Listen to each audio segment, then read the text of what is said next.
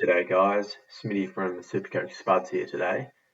Today we're going to be talking about our round review for round 9. We scored very well this week, had a bit of a ripper. We scored 2,279, which was in the top 1% for Supercoach, which is great. We went up 2,000 spots in the ranks as well, which is always nice. So we're up to top 5k, which is a good start as we're hoping to reach top 1k by the end of the season. Our team value, 12 mil, reasonably healthy. Could be better, could be worse. Now let's head over to the team, see how we went. So starting off in defence, Callum Mills. We traded this man in last week, coming off his big 140 plus score. And this week he had a reasonable week. 100, we'll take that. Could have scored better, but you can't complain with a ton. Jake Lloyd, bit of a seagull here. Well, he's the seagull. Scored 98. You're going to get 95 to 110 from him every week. Would have been nice if we could get that up to a ton, but we'll take 98. I think that's fine. Rory Laird, 120. Brilliant game. He's really cemented himself as a top 6 defender this year, averaging 105. Could have scored more, in my opinion. Had a ripper game against West Coast. I thought he deserved more like a 130, but we'll take 120 any day of the week. Jaden Short. Now, Jaden was struggling earlier in the season. He had a good start to the year, and then he dropped off as Basher Hooley came back. But now he's settled in. Not so much a new role, but he's used to Basher being back, and he's scoring well again. Scored 98 last week and 101 this week, so good to see him get the 3 digits this week, and a good trading option if you haven't already got him, as is a very reasonable price. Jordan Ridley. Now, Jordan's been a bit of a frustrating one for me. I got him at right before his concussion at about 600k, and he's dropped about 120, which is not great at all, but he's, after scoring 2 below average scores, he's finally dropped a triple digit score in 105, which is really good to see. He's got a break even of 98, so non-owners, this is a great pick. He's probably not going to become any cheaper than this. This is the best price you'll get, so if you're planning on getting Ridley, you get Ridley now. Jordan Butts, 58. Not amazing for his standards. Normally he's getting around a 65, 70, but this man has been amazing for us all year. We can't be complaining. He might be on the chopping block this week with the trades I have in mind, but his services on this team have just been very good. Very, very good. Very important. I'm glad I paid up at the start of the year for him. One of the more expensive rookies, but he's definitely been worth it. Nick Murphy, he didn't play this week. Last week he scored 51, got concussed in the third quarter. Showed a lot of promising signs on that wing alongside Caleb Poulter, who we'll talk about later. So after his concussion, he should be back this week, which would be great. We need that cash flow. Lachlan Jones, whatever you want to call him. I've heard he's back this week, which is really big for us because it's not so much we need a field option. We could field Murphy, but just for that cash gen, we really need as much cash gen as possible because, as you can see with the rest of the team, we are struggling a bit with cash gen. So we could use that a lot from Lachlan Jones, and he's a great field option as well. And I really do rate his job security. I think he's going to stay in that team. He fits the culture well, fits the Port fans' culture, the mullet. They love those boys. So he's a good one for them. On to the midfielders. Now, this was my strong point this week, as you can see. I had 3 130 plus scores with a 140. So starting with Jared Lyons. I got Jared Lyons about 3 weeks ago. He's averaging 130 for me. He's just been unbelievable. He's our M1 at this point, and I can't see him moving from there because he's just been that good. He's just a contested beast. I've got no idea why Gold Coast delisted him. He's just absolute gun, and he's a very valued member of this team. Highly suggest getting him in your team. He's never going to disappoint. He won't get tagged very often, and I don't think he'll be too badly affected once Hockey Neil comes back. I still see him averaging 110 plus at least. On to Jack McRae. 115, below average for him, but you'll still take 115. It's a good score. Can't complain too much. It was against Port as well, who have a reasonably strong midfield in Travis Boak and Ollie Wines. On to Cam Guthrie. I got Cam Guthrie 2 weeks ago. Excellent selection again. I've been really lucky with these midfield selections. 136. Absolutely amazing. Up to a 122 average, and he's gone up a lot in price. I still think he's a good pick.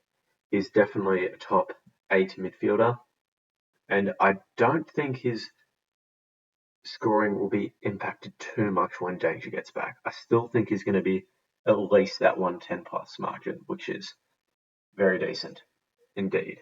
But if anything, I think he can keep this up throughout the times when Danger is back. Piggy Oliver, 140. What a fabulous player. Just all class.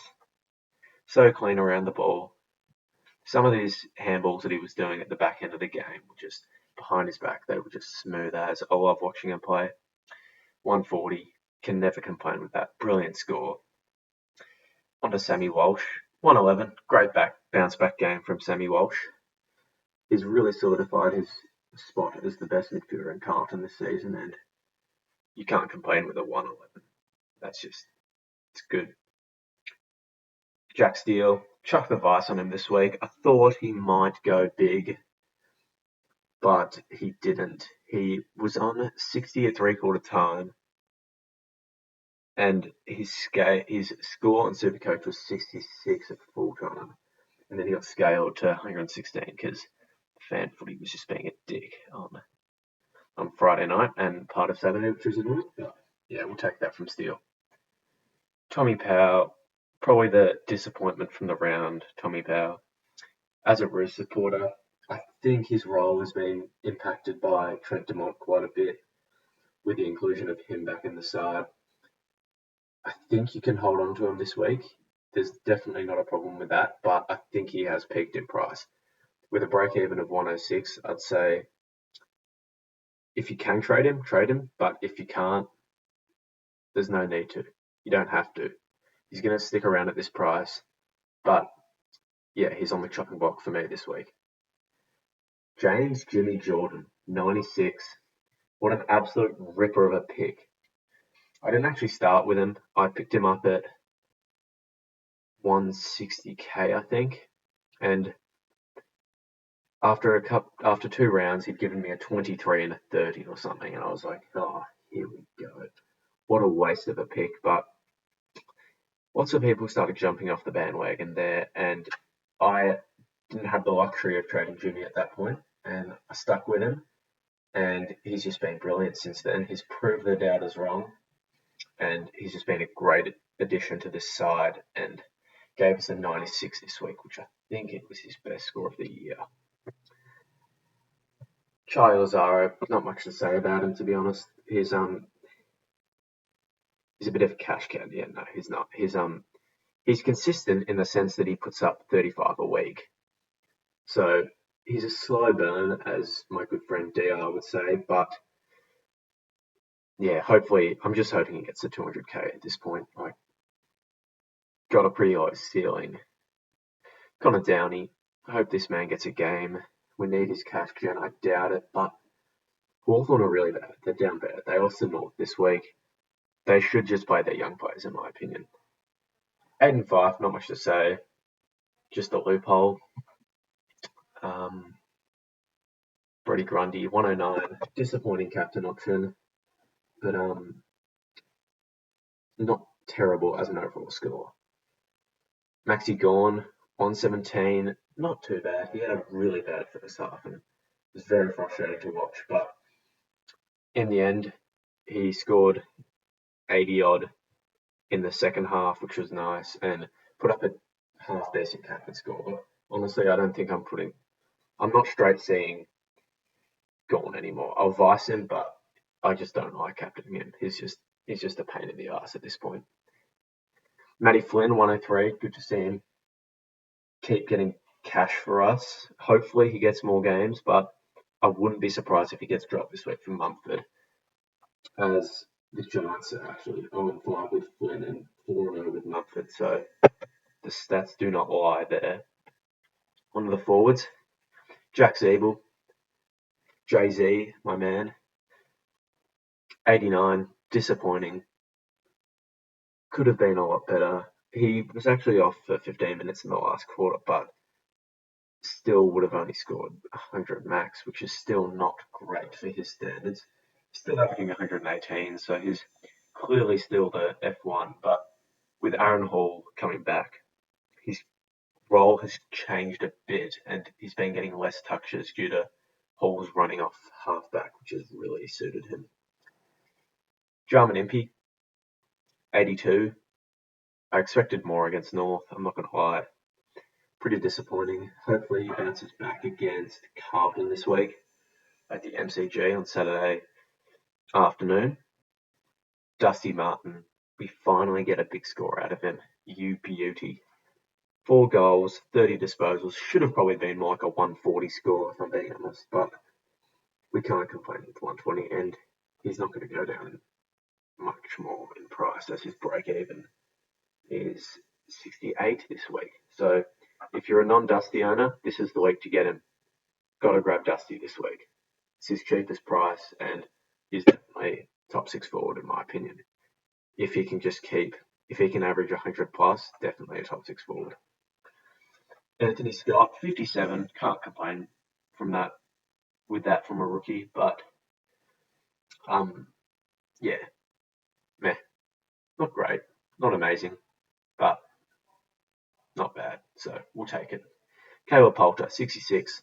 I was really concerned about this at 3/4 time. He was on about 25, but he pumped out a 66 in the end with a huge last quarter, which was really good to see. I think he's got a good ceiling for a rookie, and yeah, happy with this selection. Kieran Briggs, I started with this man, so don't worry, I didn't trade him in early. Bo McCreary is an annoying player.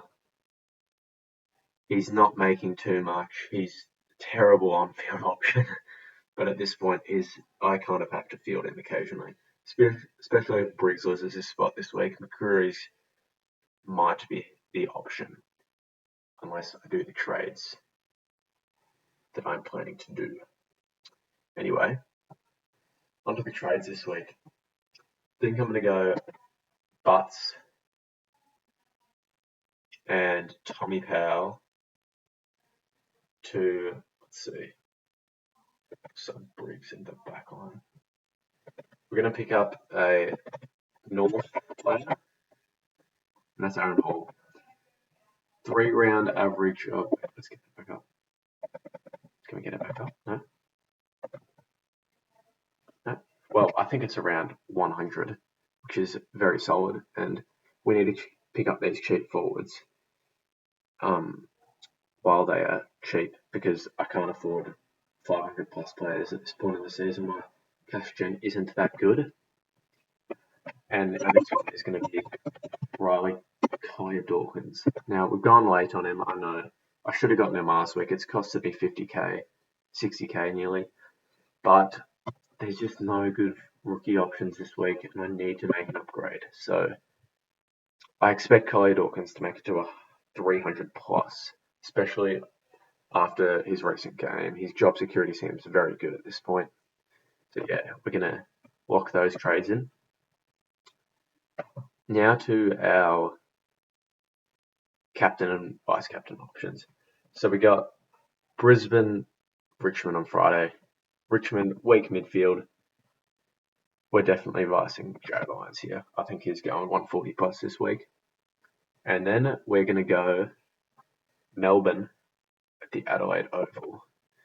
I think Clary Oliver is just going to put on an absolute clinic against this young Adelaide side.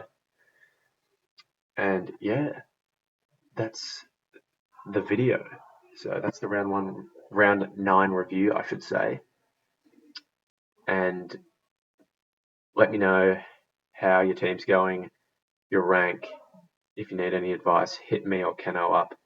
And thanks for that video. Thanks for watching. Hope you enjoyed.